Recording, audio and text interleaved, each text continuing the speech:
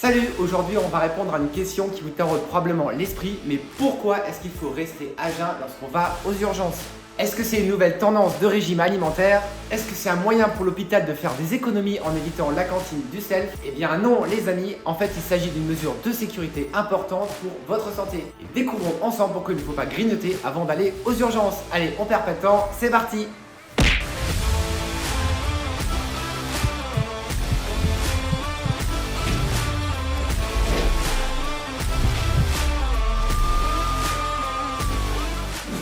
Bonjour à tous, j'espère que vous allez bien. Bienvenue sur cette chaîne que vous commencez à connaître. Il s'agit des coulisses des urgences et de la médecine d'urgence. Alors dans cette vidéo, je vais vous expliquer pourquoi il faut rester à jeun avant d'arriver aux urgences. Alors pour commencer, savez-vous pourquoi est-ce qu'il faut être à jeun avant une anesthésie générale? Enfin, je veux dire, en dehors des urgences. L'objectif de l'anesthésie est de vous endormir avant une intervention chirurgicale, de vous maintenir sous coma artificiel durant tout le temps de l'intervention et bien sûr de vous réveiller à la fin. Dans cet état de coma artificiel, la personne est inconsciente, c'est-à-dire qu'elle n'a plus conscience avec un relâchement complet de l'ensemble des muscles de son corps. D'ailleurs, si ce n'est pas déjà fait, je vous invite tout de suite à regarder ma vidéo sur la conscience et savoir comment est-ce qu'une personne est consciente ou elle ne l'est pas. Je vous remets le lien juste ici. Donc voilà, mais l'avantage de l'anesthésie, c'est qu'elle permet également de réduire la douleur durant l'intervention. D'ailleurs, dites-moi déjà en commentaire si vous avez déjà vécu une anesthésie générale et surtout comment ça s'est passé, ça pourrait être vraiment intéressant. Comme le sommeil, l'anesthésie se déroule en 3 phases distinctes. Première phase, la phase d'endormissement qu'on appelle la phase d'induction. Deuxièmement, la phase de coma, c'est ce qu'on appelle l'entretien. Et enfin, troisièmement, la phase de réveil qu'on appelle tout simplement le réveil. L'importance d'être à jeun concerne surtout la première phase de l'anesthésie, c'est-à-dire l'induction. D'ailleurs, le médecin anesthésiste utilise plusieurs médicaments. Premièrement, un hypnotique, c'est un médicament qui altère la conscience. C'est un médicament qui vous fait tomber inconscient. Deuxièmement, un opioïde de type morphinique qui va réduire la douleur. Et c'est des médicaments qui malheureusement ont aussi des effets secondaires et notamment les vomissements. Et enfin, troisièmement, un curare, un médicament qui va relâcher complètement l'ensemble des muscles du corps. Les bras, les cuisses, les jambes, mais également les muscles respiratoires, c'est-à-dire les muscles des poumons. Donc maintenant, vous comprenez sûrement que si vous n'êtes pas à jeun et que vous avez de l'eau ou des aliments dans votre estomac avant cette phase d'induction, qu'on vous altère la conscience, puis qu'on vous injecte un médicament qui vous provoque des vomissements, et enfin qu'on vous paralyse les muscles respiratoires, qu'est-ce qui va se passer?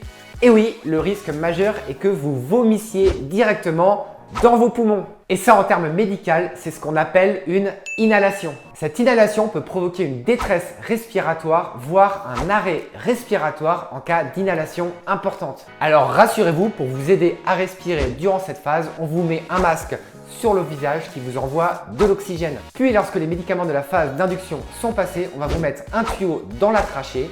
C'est ce qu'on appelle une intubation. Cette intubation va vous aider à respirer grâce à une machine qu'on appelle un respirateur qui va pousser de l'oxygène dans vos poumons. Il faut savoir que ce petit tuyau s'appelle une sonde d'intubation et c'est donc ce tuyau qu'on va aller mettre directement dans la trachée pour ainsi envoyer de l'air depuis le respirateur, donc depuis l'extérieur du corps humain, jusque dans le tuyau pour arriver dans la trachée et qui va envoyer de l'air directement dans les poumons. Vous voyez peut-être un petit trait noir, c'est un repère pour le médecin lorsqu'il intube le patient. C'est un repère qui permet de savoir où positionner la sonde et c'est le repère en fait où se situent les cordes vocales. On a donc notre repère qui va venir se situer au niveau des cordes vocales. Et oui, car si la sonde est trop enfoncée, c'est ce qu'on appelle une intubation sélective et il n'y aura peut-être qu'un seul des deux poumons qui sera bien ventilé. Ensuite, vous voyez également au niveau de la sonde qu'on a ici un petit ballonnet. Et donc grâce à une seringue d'air, on va aller pouvoir directement gonfler ce ballonnet.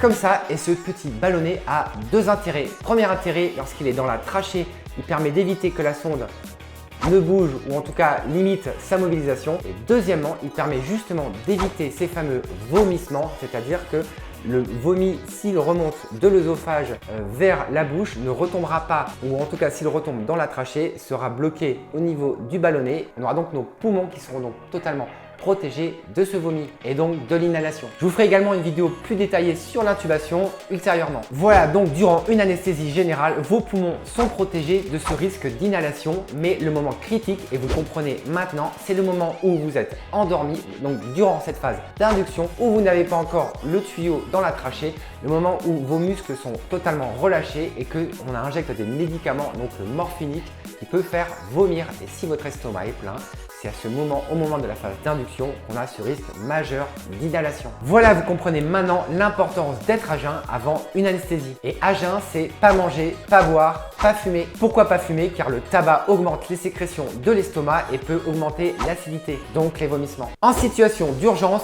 là, ça se complique, car certaines interventions chirurgicales ne peuvent pas attendre, comme par exemple une rupture d'anévrisme ou une péritonite. Vous comprenez qu'il peut y avoir des risques plus ou moins importants d'avoir des complications. Et bien sûr, dans ces situations-là, on ne peut pas attendre 6 heures que l'estomac soit vide, car l'intervention chirurgicale urgente prime. Alors, on va intuber le patient avec un estomac potentiellement plein. C'est ce qu'on appelle une intubation difficile, car elle est plus à risque d'avoir des vomissements dans les poumons. Naturellement, lorsqu'un patient arrive aux urgences, il n'avait pas prévu d'arriver aux urgences, pas habituellement en tout cas. Donc, au final, il y a très peu de chances que le patient arrive à jeun à l'hôpital. Mais bon, ça arrive parfois. Et c'est pour cette raison qu'il faut rester à jeun à l'hôpital. Plus le temps de l'ingestion du dernier aliment est loin, moins il y a de risque d'avoir une intubation risquée. Et vu qu'il faut parfois un certain temps pour obtenir un diagnostic aux urgences, tant qu'on ne sait pas s'il y aura une potentielle urgence chirurgicale derrière, il faut autant que possible garder le patient à jeun. Une fois le risque d'intervention chirurgicale urgente éliminé, bien sûr, il n'y a plus aucun intérêt de garder le patient à jeun. Voilà les amis, vous savez maintenant l'importance de rester à jeun avant une visite aux urgences. Souvenez-vous, cela vous permet d'éviter des complications lors d'une intervention chirurgicale et de vous garder en sécurité. N'oubliez pas le petit pouce sous la vidéo pour me soutenir. Moi, je vous dis à la prochaine et surtout, prenez soin de vous. Salut!